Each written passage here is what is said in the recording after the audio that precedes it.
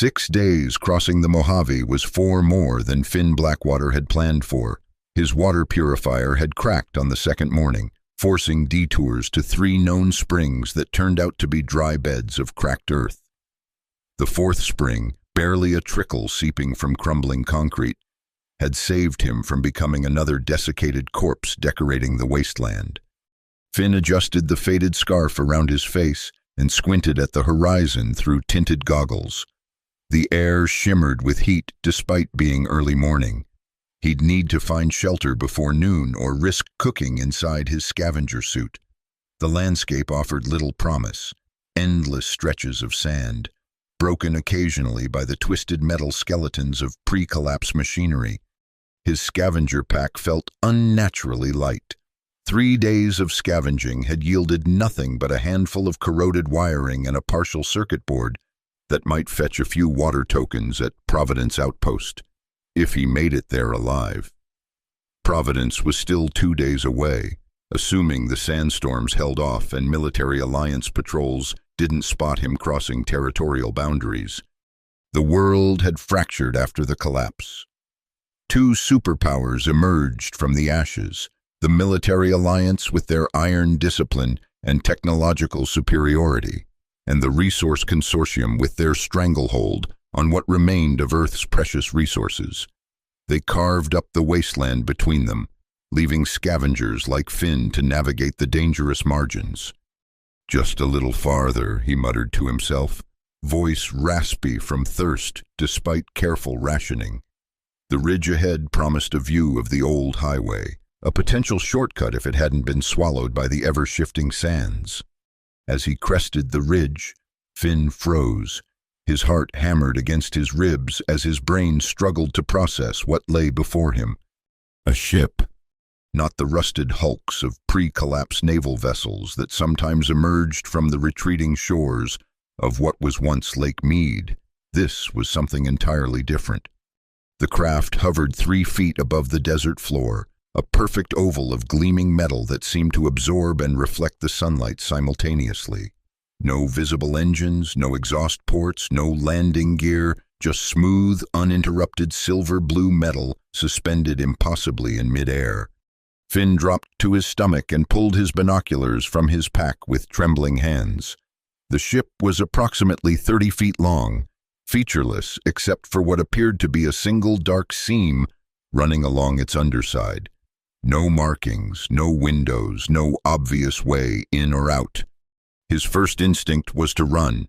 Both the Alliance and Consortium would kill for technology like this. His second instinct, the scavenger's instinct that had kept him alive for 28 hard years, was to investigate. Technology meant survival. Technology meant power. Technology meant freedom. "Hello?"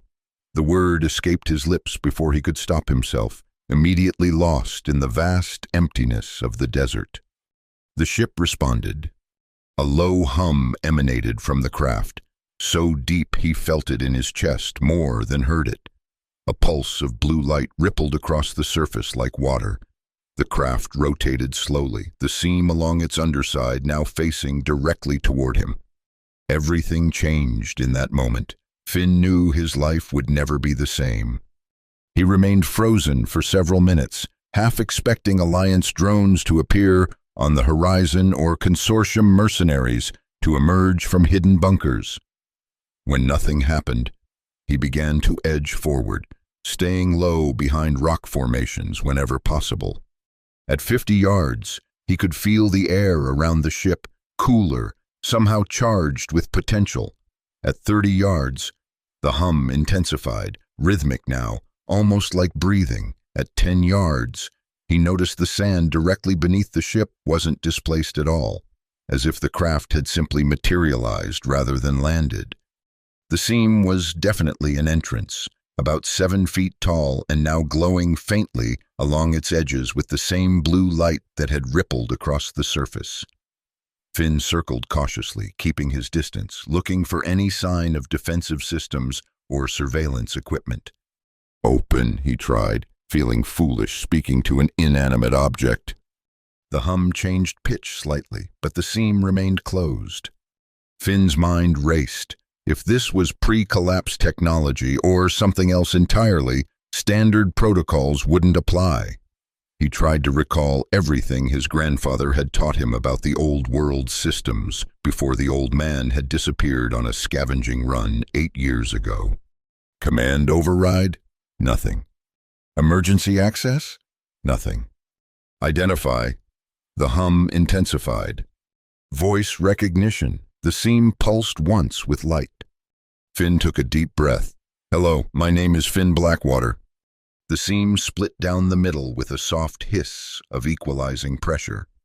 Light spilled out, not the harsh artificial glare of Alliance facilities, but a gentle ambient blue that reminded Finn of twilight in the mountains. Voice pattern recognized, came a voice from within, neither male nor female, but somehow comforting. Welcome aboard Paradox, Commander Blackwater. Command authority verification, 99.2% match. Finn stumbled backward. I'm not a commander of anything. Genetic voice pattern match to Elias Blackwater, 99.2%. Familial relationship probable. Command authority transfer protocols initiated at emergency landing. Do you wish to enter? Elias Blackwater, his grandfather, the man who had raised him after his parents died in a consortium mining collapse. The man who had taught him to survive, to scavenge, to stay free of both factions. The man who had vanished without a trace. Yes, Finn said, his mouth suddenly dry for reasons beyond thirst. I wish to enter. A ramp extended silently from the seam. Finn hesitated only briefly before stepping forward. The air inside was cool and smelled faintly of ozone. The ramp retracted behind him, the seam sealing with the same soft hiss. The interior defied the ship's external dimensions. A corridor stretched before him, illuminated by recessed lighting that shifted between blue and gray. The walls appeared metallic but felt warm and slightly yielding to the touch, as if the material were somehow alive. Welcome aboard Stellar Scout Vanguard Designation Paradox, the voice said, now seeming to come from all around him. Emergency landing protocols have been in effect for 87 local solar cycles. Self-repair systems at 76% functionality, life support systems optimal, dimensional fold drive inoperable, surface transport module operational. Finn removed his goggles and scarf, blinking in the comfortable light. What are you? I am Paradox, a Stellar Scout Vanguard vessel. My primary function is exploration, analysis, and first contact management. First contact? Finn's heart raced. You're not human technology? Correct. I am not of Earth origin. I was assigned to observation and assessment of Earth technological and societal development. Emergency landing occurred following atmospheric turbulence during observation. Finn leaned against the wall, trying to process this information. A ship from another world, an alien vessel that recognized his voice because of his grandfather. None of it made sense. My grandfather, Elias Blackwater, he knew about you? Elias Blackwater discovered this vessel 8.2 local solar cycles ago. He assisted with preliminary repairs and was granted temporary command authority during my recovery phase. Final communication occurred 7.9 solar cycles ago. He disappeared 8 years ago, Finn murmured. What happened to him? Unknown. Elias Blackwater departed to acquire materials for repair assistance. He did not return. Emergency protocols maintained vessel integrity and minimal energy signature until compatible command authority was detected. Me? Finn ran a hand through his dusty hair. But why did you recognize my voice? Vocal pattern recognition is based on genetic markers expressed in speech rhythm, tone modulation, and micro-inflections. Your pattern shares significant markers with Elias Blackwater. The 0.8% variance is within acceptable parameters for generational genetic drift. So what happens now? Finn asked, suddenly aware of the immense value of what he'd stumbled upon and the danger it represented. Command options are available. Priority recommendations include continuation of repairs, relocation to safer environment, analysis of current Earth situation, or initiation of contact protocols. Finn's scavenger instincts kicked in. Wait, before we go further, I need to establish some ground rules. First, no experiments on me. Second, no technology that could be weaponized against humans. Third, any beneficial civilian technology is shared equally. The ship was silent for a moment. Terms acceptable with modification. Beneficial civilian technology shared at appropriate developmental intervals to prevent societal disruption. Weapons technology restricted. No experimentation on sentient beings without explicit consent. Fair enough. Finn nodded. Can you show me more of yourself? Proceeding to command center, the wall beside Finn slid open, revealing a circular room with what appeared to be a control console in the center. The console had no buttons or screens, just a smooth, slightly concave surface that glowed with a soft blue light.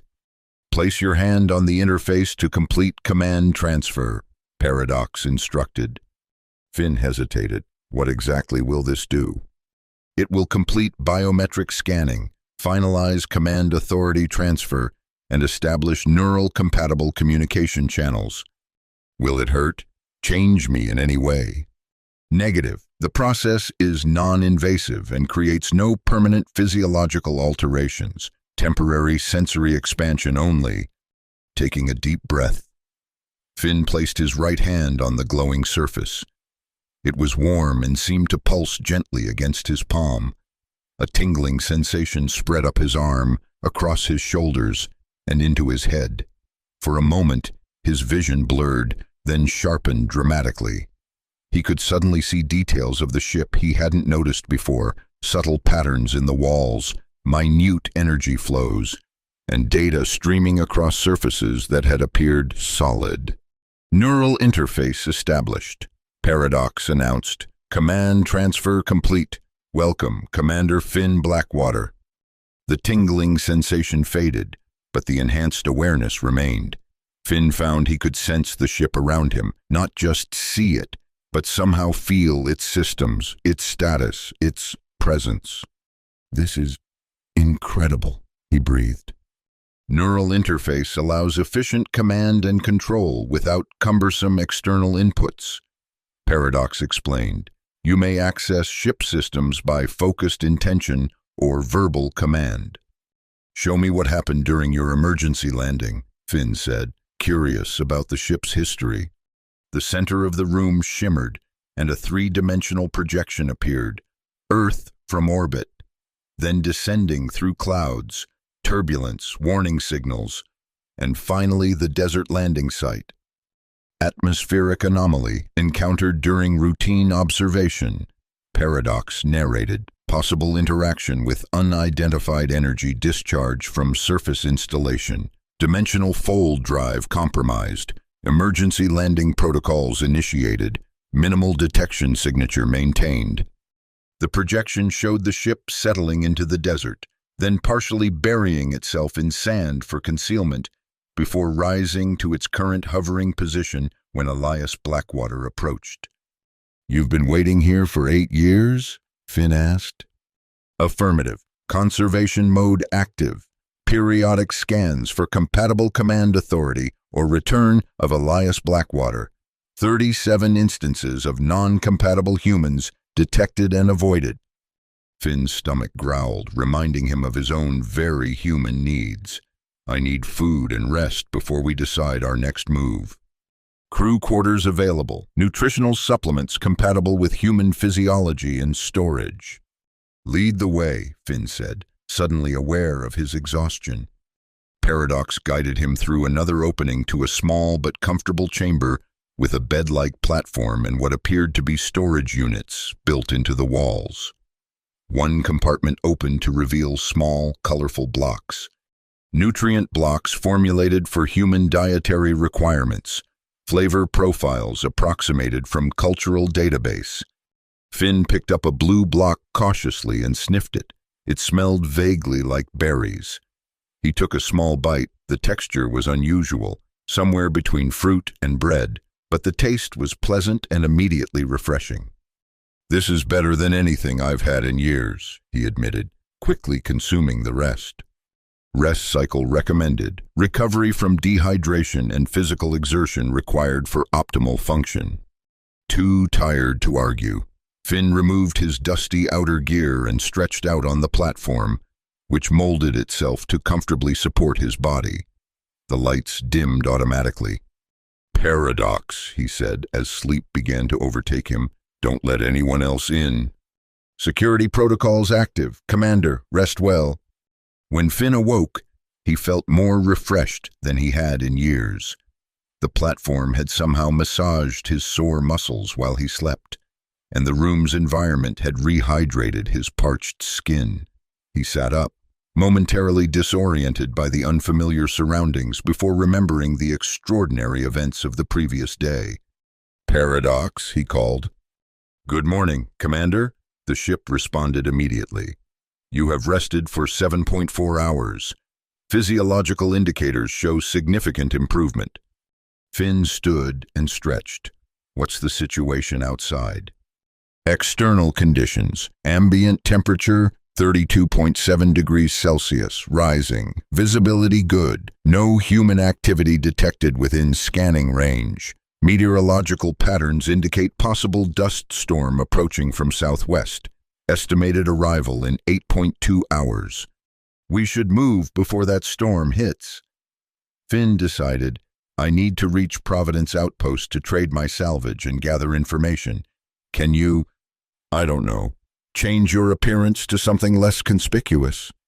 "Surface transport module configuration available," Paradox responded. "External appearance can be modified to resemble local vehicles with significant technological concealment." "Show me."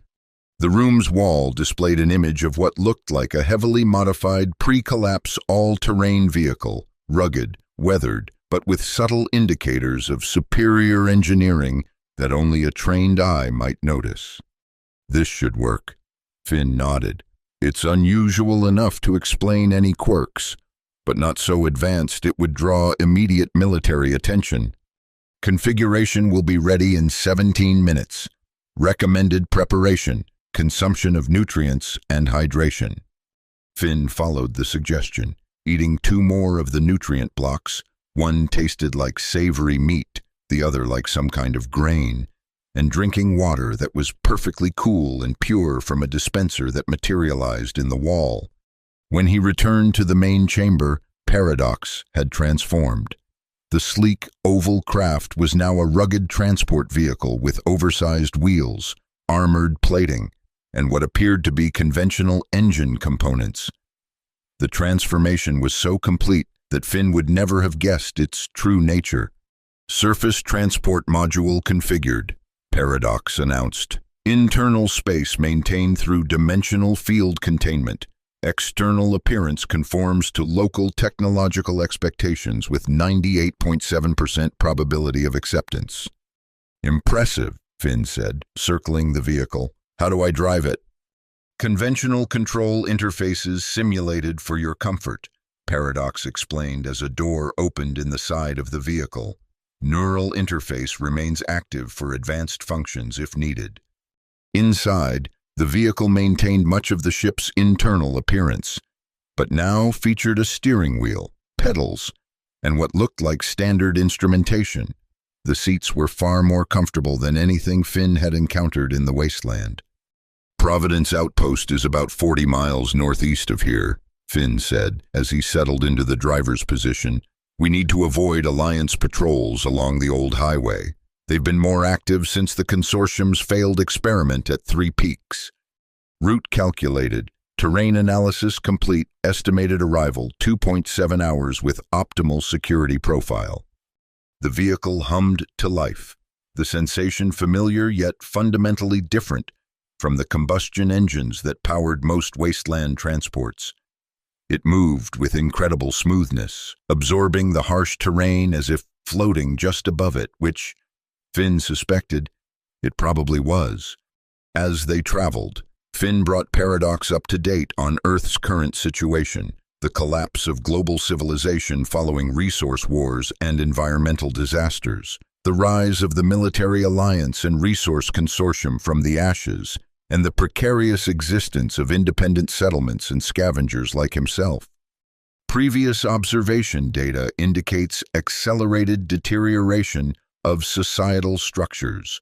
Paradox noted, technological regression accompanied by isolated advancement in specific military applications suggests external influence.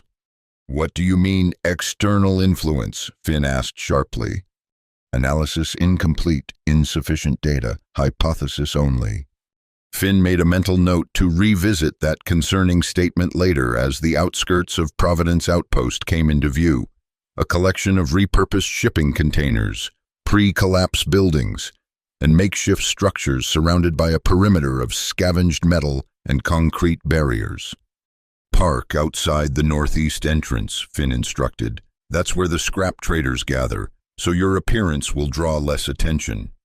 Compliance, recommendation, maintain neural link for emergency protocols. Remote activation available if needed. Agreed, Finn said, feeling the subtle connection to the ship in the back of his mind. Wait here, I'll be as quick as I can. The guards at the entrance, two weathered women with patchwork armor and homemade rifles, gave Finn's vehicle an appreciative once-over, but asked no questions when he presented his scavenger token. Inside the settlement, he made his way through the crowded marketplace to a particular container painted with a faded eye symbol. "Verity," he called, knocking on the metal door. "It's Finn." The door slid open to reveal a small, cluttered space filled with communication equipment, maps, and blinking displays. A woman in her 40s with streaks of gray in her dark hair looked up from a disassembled radio. "Finn Blackwater," she said with a thin smile. "Didn't expect to see you for another week. Thought the Mojave might have finally claimed you." "Nearly did," he admitted, dropping his meager scavenged components on her workbench. "Water purifier cracked, had to detour." Verity examined the circuit board with expert eyes. "Barely worth the trade, but I'll give you 3 water tokens and a meal chit because I like your face." She passed him the tokens, small metal discs stamped with a water droplet symbol, and a wooden chip marked with a cooking pot. "I need information more than food," Finn said, pocketing the tokens but sliding the meal chit back. "What's happening with the Alliance? Their patrols are all over the old highway." Verity's expression turned serious. She took the meal chit and placed it in a drawer. "Word is they've developed some new EMP technology, tested it against a consortium outpost last week, fried everything electronic within 5 miles. They're moving something big through the eastern corridor." "And the consortium?"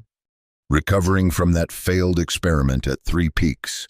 Whatever they were trying to do with those weather machines backfired spectacularly.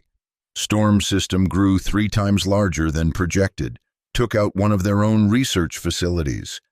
She leaned forward. "But here's the interesting part.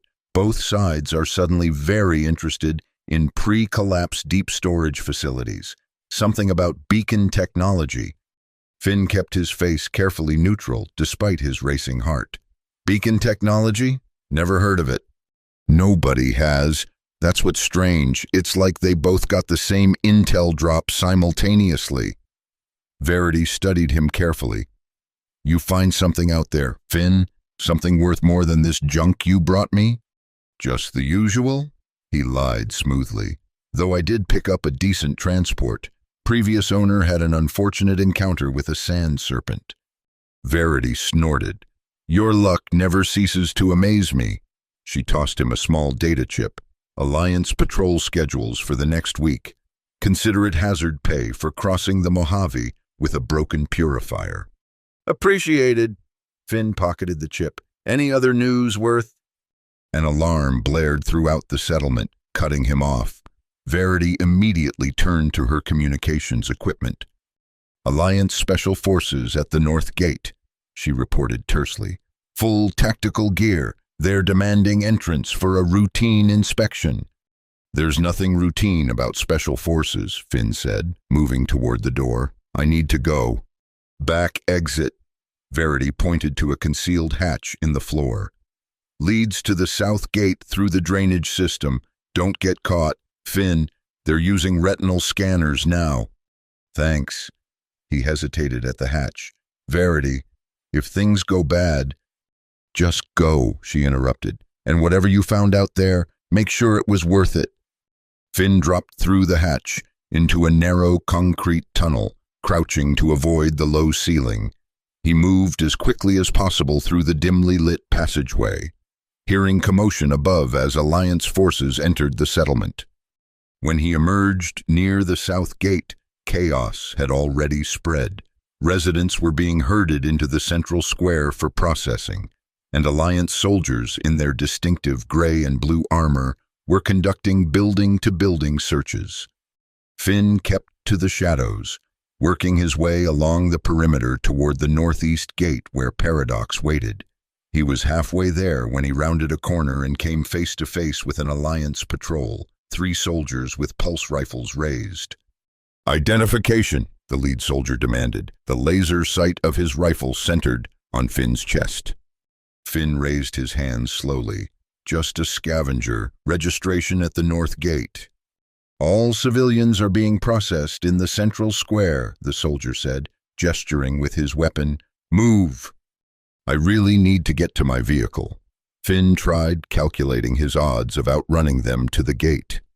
The soldier stepped forward, rifle barrel inches from Finn's face. Central Square, now! In the back of his mind, Finn felt the neural link with Paradox pulse with increased activity. Emergency protocol available. A voice seemed to whisper in his thoughts. Dimensional fold, short-range transfer possible. Do it, Finn thought desperately as the soldier reached for his arm. The world compressed around him, colors inverted, sound became a high-pitched whine, and Finn felt his body simultaneously stretch and compress in impossible directions. For a timeless moment, he existed everywhere and nowhere. Then reality snapped back into focus. He was inside Paradox, sprawled on the floor of the command center, gasping and disoriented. Emergency extraction complete, Paradox announced calmly. Dimensional fold successful. Minor physiological stress detected. Recommend immediate departure from current location.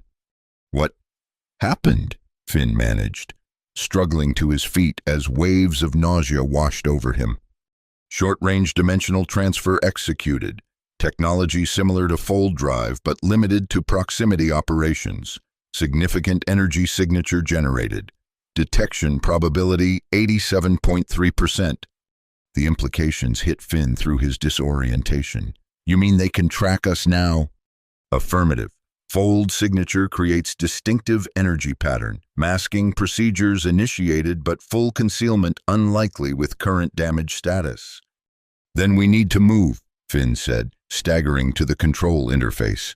Maximum speed heading southwest, away from Providence and into the deep desert.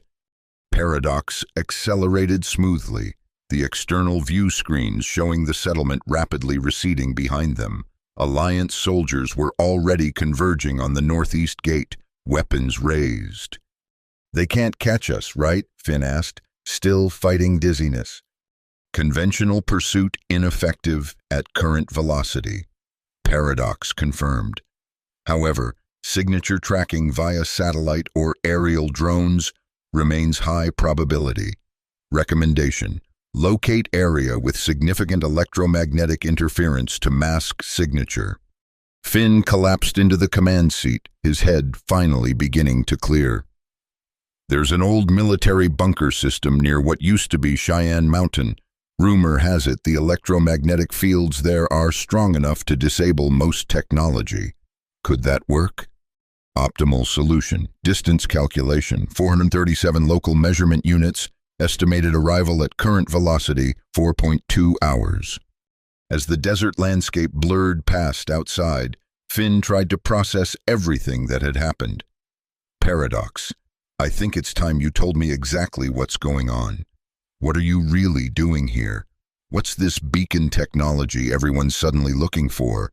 And how was my grandfather involved? The ship was silent for a moment. Full disclosure requires commander authorization. Security protocols in effect. I am giving authorization, Finn said firmly. Security protocol override. Voice confirmation and neural pattern acknowledged. Security protocol override accepted. The ambient lighting in the command center shifted to a deeper blue, initiating comprehensive briefing. The center of the room filled with a holographic display showing Earth, then zooming out to reveal a star system, then a galaxy, then multiple galaxies connected by glowing lines. Earth has been under observation for approximately 300 local solar cycles. Paradox began. Your species' technological development rate exceeded standard parameters, triggering interest from the collective. The collective? Finn repeated. A cooperative alliance of spacefaring civilizations spanning 3 galactic regions. Earth was designated a potential contact candidate following your initial space exploration efforts and nuclear technology development. The display shifted to show 2 distinct groups, represented by different colored symbols. Observation oversight is shared between 2 philosophical factions within the collective, the Protectors, who advocate minimal interference and natural developmental trajectories, and the Accelerationists, who believe in targeted technological sharing to speed development of promising species. Finn's mind reeled. Are you saying aliens have been watching Earth for centuries? Correct, though alien is a relative term from your perspective. And these factions, they're influencing us somehow? Correct again. Following your global conflicts in the mid-20th century, limited influence operations were authorized to prevent species self-extinction. The Protectors advocated subtle nudging toward cooperation and sustainable development. The Accelerationists favored targeted technology transfers to select human groups. The display showed 2 points of light descending to Earth, one landing in what appeared to be North America, the other in Asia. Beacon technology was deployed by both factions, communication and data collection points that could also serve as technology transfer nodes if full contact was authorized. The Protector's beacon was designed primarily for observation. The Accelerationist beacon contained advanced technology schematics meant to be discovered and reverse-engineered. Finn connected the dots. Let me guess, the military alliance found one beacon, and the resource consortium found the other. Correct, though neither fully understands what they possess. Both are attempting to access restricted technology levels beyond their current development stage. And you, where do you fit in? I am a Scout Vanguard vessel sent to assess the situation after monitoring indicated both beacons had been compromised and faction influence had destabilized rather than enhanced human development. My mission was to evaluate whether intervention was necessary. The hologram showed Paradox approaching Earth, then the emergency landing sequence Finn had seen earlier. During approach, I detected unusual energy patterns suggesting unauthorized technology activation. While investigating, my systems were compromised by an energy pulse from the Military Alliance beacon. Emergency landing followed. Finn rubbed his temples, trying to absorb the enormity of what he was hearing. So my grandfather found you after you crashed. Correct. Elias Blackwater possessed unusual neural compatibility with my systems, a genetic marker present in approximately 0.003% of humans. This allowed effective communication and limited command functions. He assisted with initial repairs and understanding of the current human situation. What happened to him? Where did he go? The hologram shifted to show an elderly man with Finn's same jawline and eyes working inside what appeared to be Paradox's engine section. Elias Blackwater determined that specialized materials were required for fold drive repairs. He identified a pre-collapse research facility that potentially contained suitable components. After departing for this location, no further contact was received. Which facility? Finn demanded, a lump forming in his throat. Designation, Three Peaks Research Laboratory. Finn felt like he'd been punched in the stomach. Three Peaks, the same place where the consortium's experiment failed catastrophically. Correlation probable but unconfirmed. Running a hand through his hair, Finn tried to focus on the immediate problem. So now both the Alliance and Consortium are looking for beacon technology. And thanks to our dimensional jump, they might be looking for you too. Correct. The fold signature would be recognized by anyone with access to beacon data as non-Earth technology. Why are they suddenly so interested in the beacons now, after all this time? Unknown. Hypothesis. Recent activation attempts may have triggered dormant protocols or revealed previously encrypted data. Both factions within the collective would have included graduated information release safeguards. Finn stood and paced the command center. So we have two Earth factions being manipulated by two alien factions, both trying to access technology they don't understand. And now they might be after us as well. Perfect. Assessment accurate. What happens if they succeed? If they get access to technology beyond their development level? Paradox's voice seemed to darken slightly.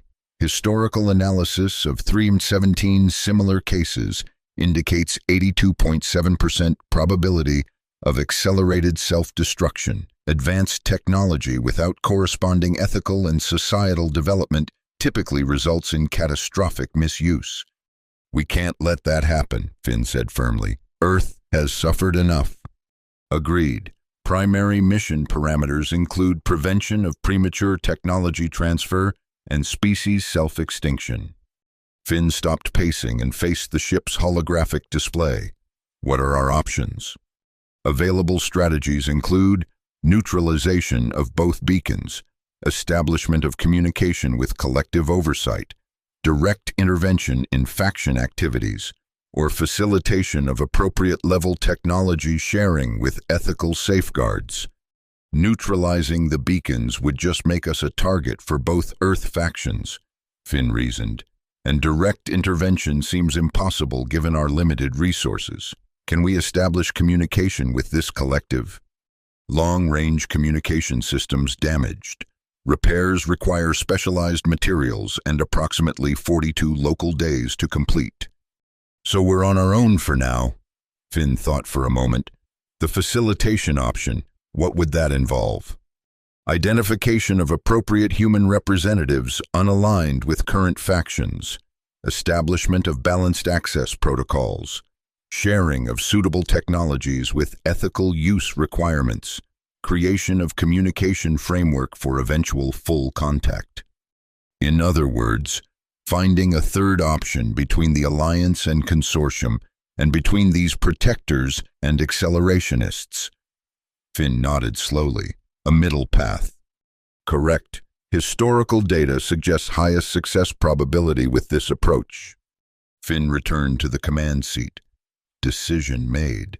Then that's what we'll do. First step is to reach Cheyenne Mountain and hide while we plan our next move. We need allies who aren't aligned with either Earth faction.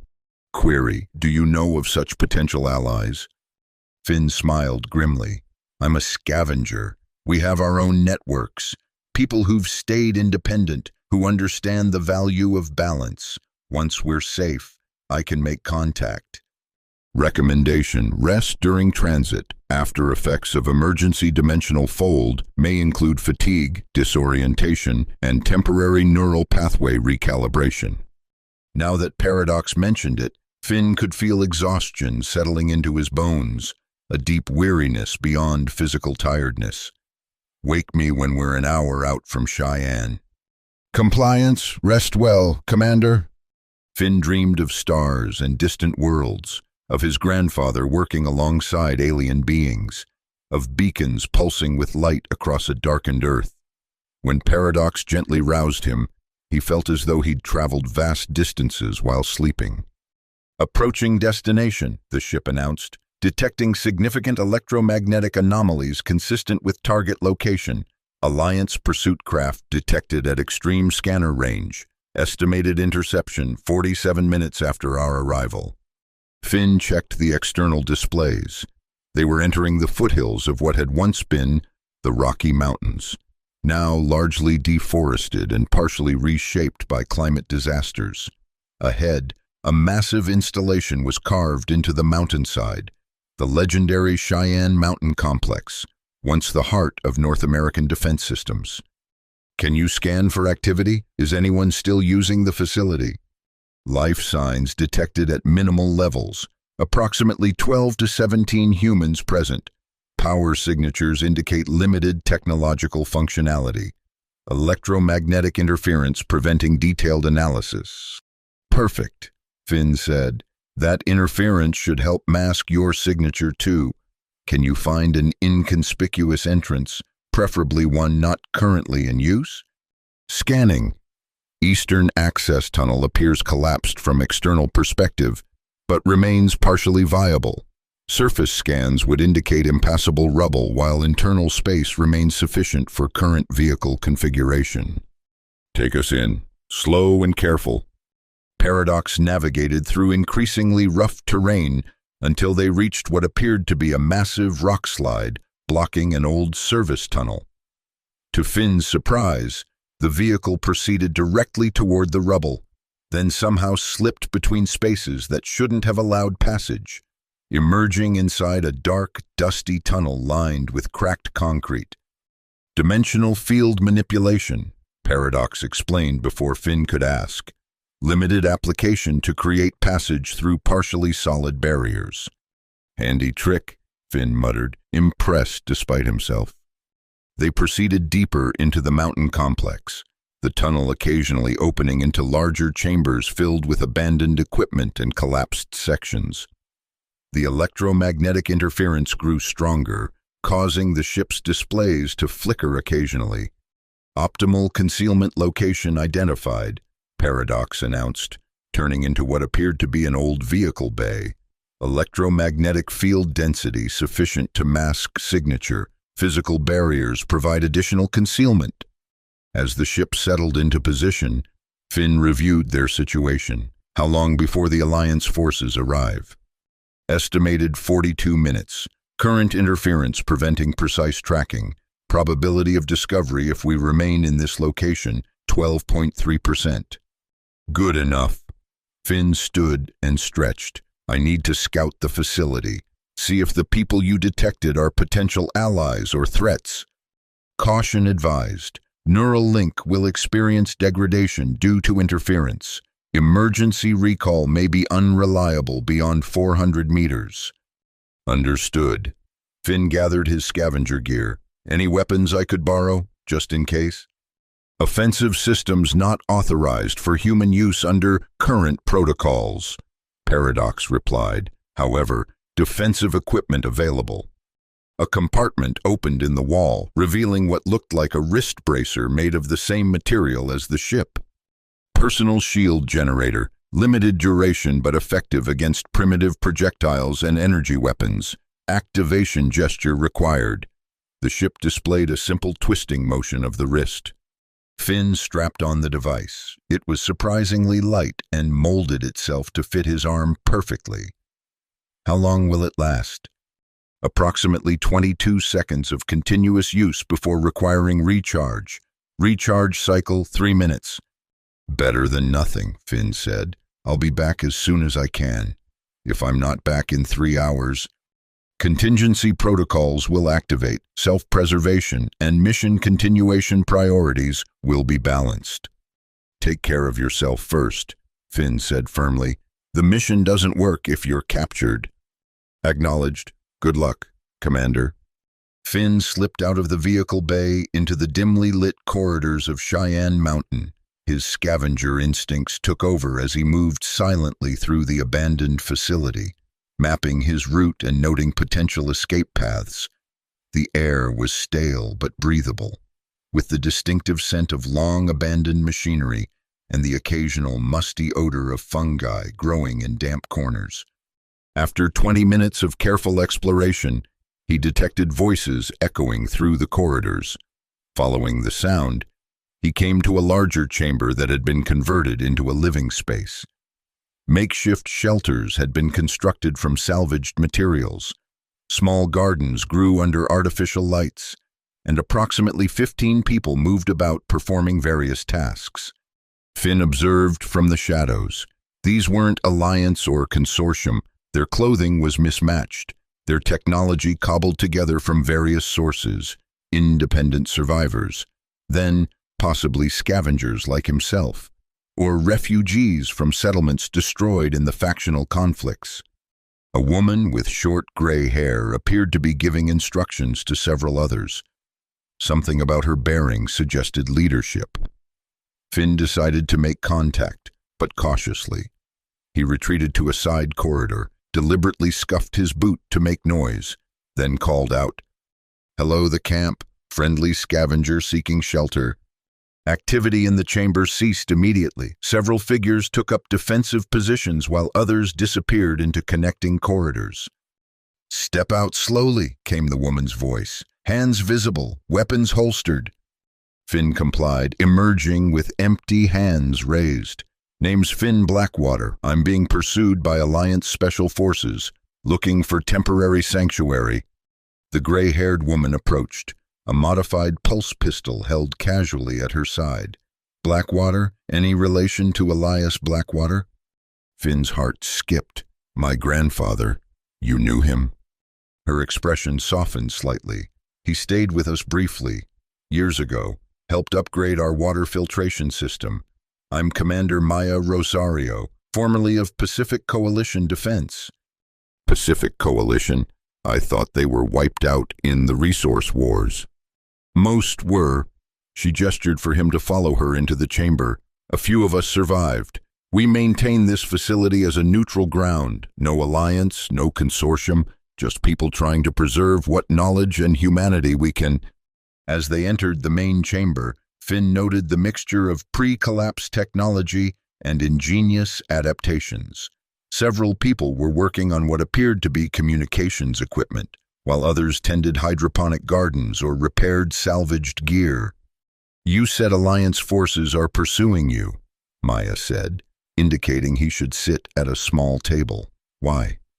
Finn considered his options carefully. These people had known his grandfather, which suggested potential trust, but revealing Paradox immediately would be risky. "I discovered something in the Mojave," he said cautiously, "something related to beacon technology." Maya's expression hardened instantly. Several nearby people stopped what they were doing to listen. "How do you know that term?" she demanded. "My grandfather's research," Finn replied, not entirely dishonestly. He was looking into unusual energy signatures before he disappeared. His notes mentioned beacons and something called the Collective. Maya studied him intently before turning to a younger man nearby. "Jackson, initiate Security Protocol 3, full facility scan for pursuit forces." As the man hurried away, Maya returned her attention to Finn. 8 years ago, your grandfather came here with wild theories about non-human influence on Earth's development. We thought he was suffering from heat stroke or radiation poisoning, but he helped us decode some transmissions we'd intercepted from both Alliance and Consortium command channels. She leaned forward. Those transmissions contained references to beacon technology and external guidance. We've been monitoring both factions ever since, trying to understand what they found and what they're doing with it. "And what have you discovered?" Finn asked. "That your grandfather was right." Maya's voice dropped lower.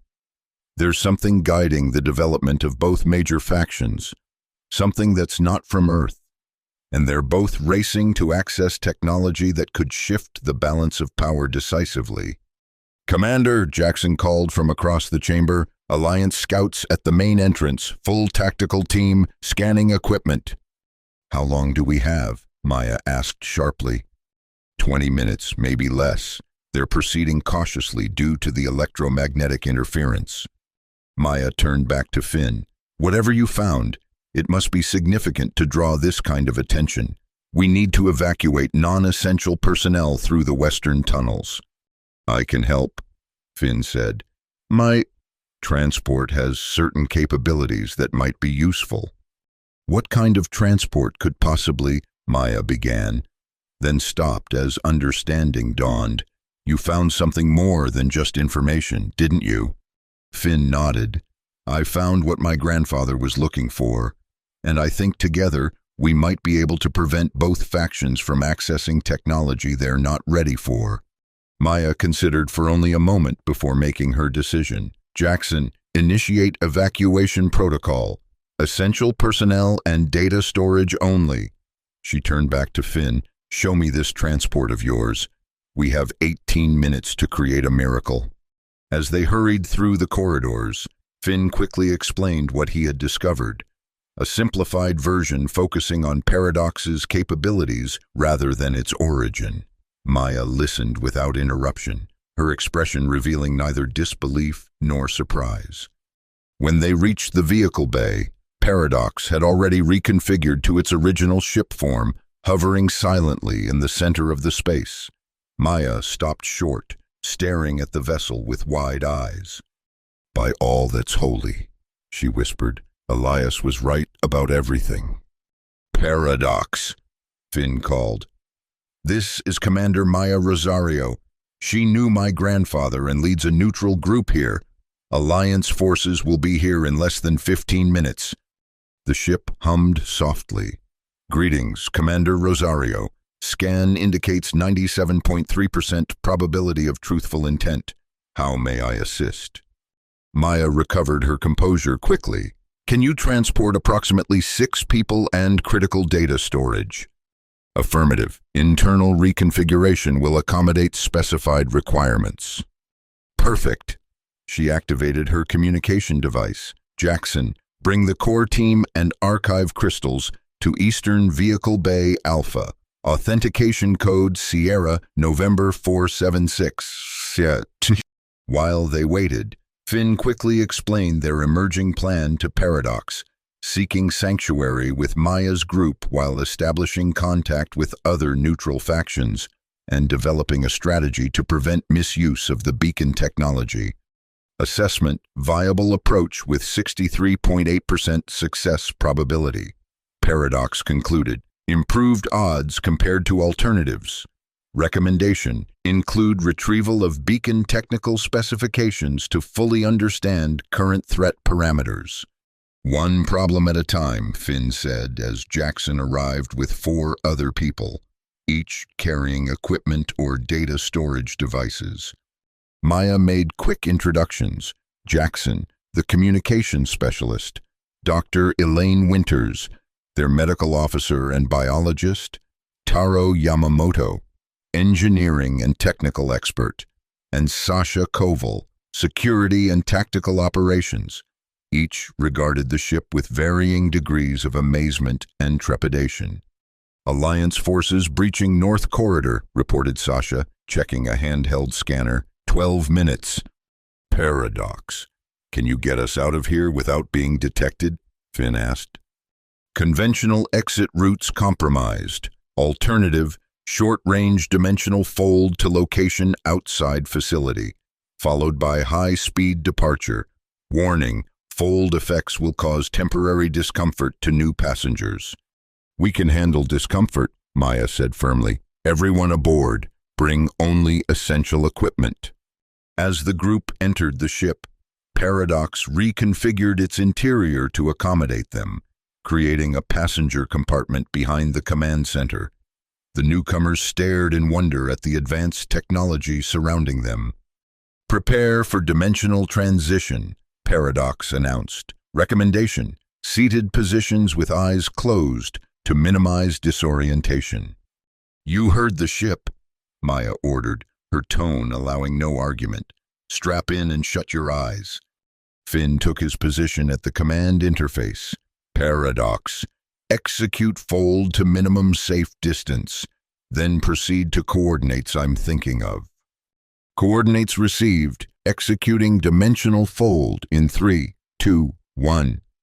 The now familiar sensation of reality compressing around them enveloped Finn, though it seemed less disorienting than before.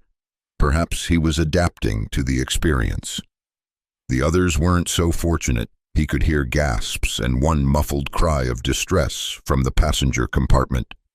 Then they were outside, hovering above a forested mountainside several miles from Cheyenne. In the distance, Alliance aircraft were converging on the facility they'd just left. Transition successful, Paradox reported. No pursuit detection, proceeding to designated coordinates.